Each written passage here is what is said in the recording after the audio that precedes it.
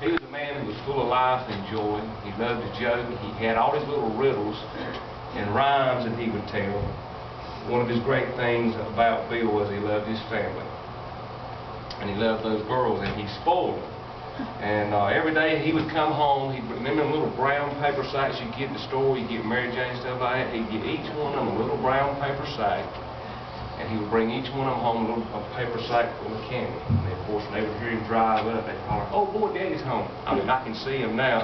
"Oh boy, Daddy's home." Wanting to see what was in their little sacks. But every day he would do that to those girls, and he loved them.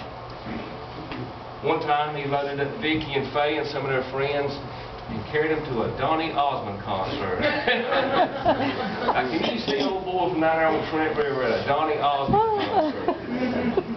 He carried them and he put them out. He sit out in the parking lot in the pickup. He said he could see all them light bulbs flashing on and off, and he waited until the Donny Osmond concert was over and brought them home. He carried them fishing all the time, and he loved baseball, so anytime he had an opportunity to go to the baseball game, he'd go. And back then, the old Kinston Indians, not the new ones, but the old Kinston Indians played over here in town. He'd load all them girls up and their girlfriends in the back of the pickup truck. He'd carry them over there to watch the Kinston Indians play baseball. Like I said, he's spoiled. I can remember my first conversation with Bill.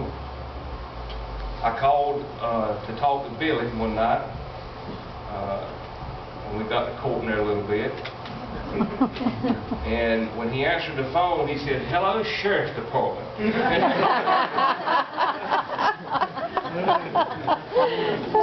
So, I reckon those other three girls, some of the characters they brought up there, had taught him that he didn't have no ammo. He loved to joke and carry on. He loved the outdoors, too. One time, back, he was telling me about it. He caught a large rattlesnake on the farm. He thought it was a world record and they needed it there in Raleigh. So he put it in an old burr sack, a burlap feed sack. You've seen some of those.